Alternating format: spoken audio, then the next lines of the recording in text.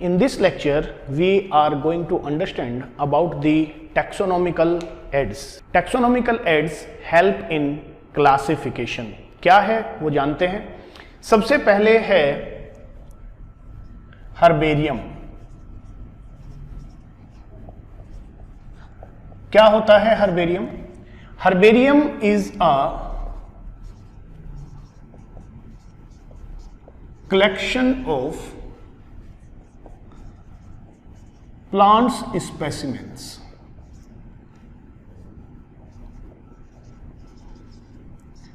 Plants के specimens को collect किया जाता है किस फॉर्म में? द प्लांट स्पेसिमेंस ड्राइड, पहले उसको सुखाया जाता है, प्रेस्ड, फिर उसको प्रेस किया जाता है ताकि उसके अंदर से जो भी लिक्विड कंटेंट है वो निकल जाए, एंड फाइनली प्रिजर्व। और जब उसे प्रिजर्व किया जाता है तो उसे एक ट्रीटमेंट दिया जाता है मर्क्यूरिक क्लोराइड से, जिससे उस पर अवेलेबल जितने भी माइक्रो ऑर्गेनिजम्स हैं वो मर जाते हैं, जिससे उसकी लाइफ जो है वो प्रोलॉन्ग्ड हो जाती है। Then that specimen is placed on a sheet, एक पेपर शीट के ऊपर उसको लगाया जाता है, और उस पेपर शीट का जो साइज है, ये इंपॉर्टेंट है, size of sheet that is 11.45 into 16.5 inches और 29 इंटू 42 सेंटीमीटर। इस शीट के ऊपर कुछ इंफॉर्मेशंस दी जाती हैं, जैसे प्लेस ऑफ कलेक्शन, कहां से कलेक्ट किया है, date of collections, English name of plant, local name यानी कि उस एरिया में उसको किस नाम से बुलाया जाता है, and finally the biological name. Apart from that the family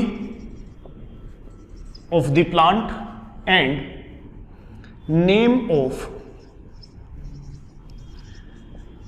collector, यानी कि जिसने भी वो कलेक्ट किया होता है वो सारी इंफॉर्मेशंस इस एक शीट पर दी जाती है। कहाँ से कलेक्ट किया, किस तारीख में किया, उसका इंग्लिश नेम क्या है, लोकल नेम क्या है, बायोलॉजिकल नेम क्या है, और फाइनली वो किसने कलेक्ट किया। ये सारी इंफॉर्मेशन इस शीट के ऊपर होती है, प्लस उस प्लांट को उस शीट के ऊपर या उस स्पेसिमेन को उस शीट के ऊपर अरेंज कर दिया जाता है। Now we understand the second taxonomical aids and that is botanical garden. In botanical garden the living plants are placed for study। ध्यान रहे कि जो हर्बेरियम था उसमें प्लांट स्पेसिमेन को यूज किया जाता है, वो ड्राइड होता है, डेड होता है। यहां पर जो है वो लिविंग प्लांट्स को प्लेस किया जाता है। Plants are labelled with botanical name, जो भी बायोलॉजिकल नेम है उस बायोलॉजिकल नेम से उसको लेबल भी किया जाता है। जो वर्ल्ड का सबसे लार्जेस्ट बोटेनिकल गार्डन है, largest botanical garden of world, that is royal botanical garden, and it is situated in Kew. This place is in England, so this point is important. Sometimes the question can be asked from this area. And the largest botanical garden of India is Indian botanical garden,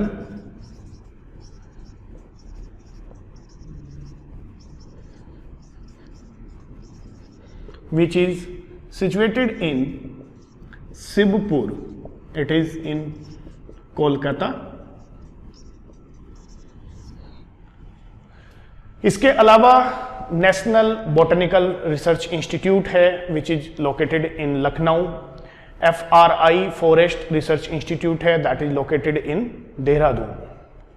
और IARI है Indian agriculture research institute that is in Delhi. Now we understand the next taxonomical aids and that is museum.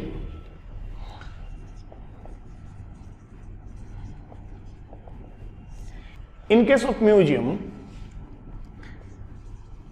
dead plants and animals and their specimen are preserved for study. जो जैसे कि birds and mammals को stuffing की जाती है, अंदर से उसमें कॉटन्स भर दी जाती है ताकि वो स्टफ हो सके और उसको प्रिजर्व कर दिया जाता है ताकि वो स्टडी में यूज किया जा सके. जो इंसेक्ट हैं, इंसेक्ट्स को पिन किया जाता है इन इंसेक्ट बॉक्स में, ये याद रहे. इसके अलावा जो कुछ स्पेसिमेंस होते हैं, उन स्पेसिमेंस को हम प्रिजर्वेटिव्स डाल के जार्स के अंदर, जैसे कि जार्स इन फॉर्मेलिन के अंदर डिप करके भी रख दिया जाता है जिससे उसको प्रिजर्व कर सके या कोई भी माइक्रो ऑर्गेनिज्म उसको डिग्रेड ना करे. सो जो म्यूजियम के अंदर स्केलेटन भी प्लेस किए जाते हैं, skeletons are also placed in museum. Now we understand the next taxonomical aids and that is zoological park. In zoological park, the living animals are protected under the care of humans के under में उनकी देखभाल की जाती है and it is a visiting place for children as well.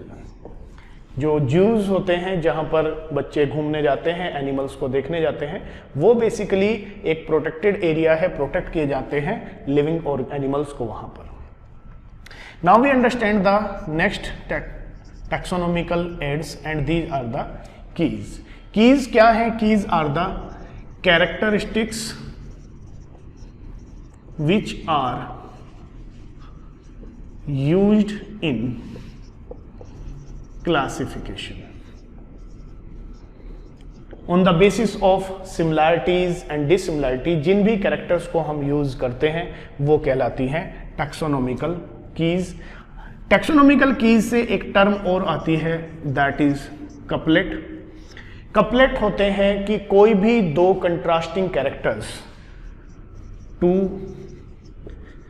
Contrasting characters of a key, किसी भी एक की का, किसी भी एक कैरेक्टर्स का जो भी दो कंट्रास्टिंग ट्रेट्स होंगे वो दोनों कहलाते हैं कपलेट. और कपलेट को यूज किया जाता है क्लासिफिकेशन में.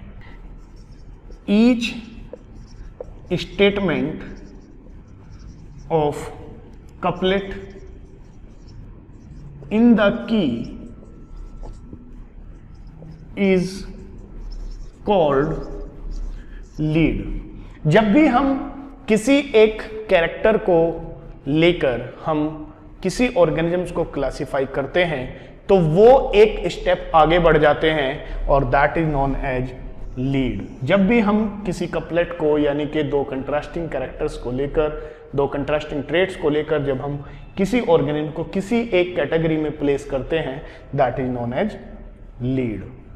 Now we understand few other terms that is catalogue. Catalogue क्या है? Basically it is a booklet which has the information of published books and their authors। जो भी बुक्स पब्लिश हुई हैं, और I should say the published botanical books and their authors की जो भी इंफॉर्मेशन होती है उसकी एक बुकलेट होती है जिसमें हम इजीली फाइंड आउट कर सकते हैं कि कौन सी बुक्स किस ऑथर ने पब्लिश की है। और जनरली द जो कैटलॉग होती है वो कैटलॉग हमें एक लाइब्रेरी के काउंटर्स पे मिलती है, जिसकी हेल्प से हम इजीली उस लाइब्रेरी में उस बुक को फाइंड आउट कर सकते हैं। The next is flora. Flora means it contains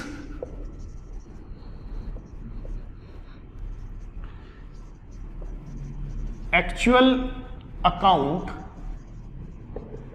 of habitat and distribution of plants in a specific area। किसी एक एरिया में कितने प्लांट्स हैं और वो किस तरीके से डिस्ट्रीब्यूट हुए हैं, वो सारी इंफॉर्मेशन उस एरिया के अंदर जब हम प्लांट्स की बात करते हैं तो वो कहलाता है फ्लोरा। अगर हम यहीं पर फुआना की बात करें तो बस आपको ये ध्यान रखना है कि यहां पर हम प्लांट्स की बात कर रहे हैं, और in case of fauna it is animals in a particular in a specific area. Now we understand the manuals। Manuals basically provides the information about a particular species in a specific area। किसी एक specific area में उस species का पाया जाना या ना पाया जाना, कितनी एरिया तक वो डिस्ट्रीब्यूट है, वो सब कहलाता है मैनुअल्स में। Now that is the monograph. Monograph has information of one taxon. एक टैक्सोन की जितनी भी इंफॉर्मेशन है जब किसी एक बुक में अरेंज कर दी जाती है वो कहलाता है मोनोग्राफ। जिस तरह से हमने ICBN को जाना था कि ICBN की फुल फॉर्म होती है international code of botanical nomenclature, ICZN को जाना था जिसे हम कहते हैं international code of zoological nomenclature, इसी तरह से I hope you understood all about the taxonomical aids. ये लिविंग वर्ड का लास्ट वीडियो है। इस पूरी प्लेलिस्ट में आपको स्टार्टिंग से लेके लास्ट तक जितनी भी NCERT है वो कवर हो गई है, या जितने भी पॉसिबल क्वेश्चंस लिविंग वर्ड से पूछे गए हैं वो सारे इसमें कवर हो गए हैं। तो अगर हम इस लिविंग वर्ड चैप्टर को बहुत अच्छे से जानना चाहते हैं तो ये पूरी प्लेलिस्ट आपको शुरू से देखनी पड़ेगी, और साथ ही साथ आपको वो वीडियोस भी देखनी पड़ेगी जिन वीडियोस में हमने MCQs अटेम्प्ट किए हुए हैं।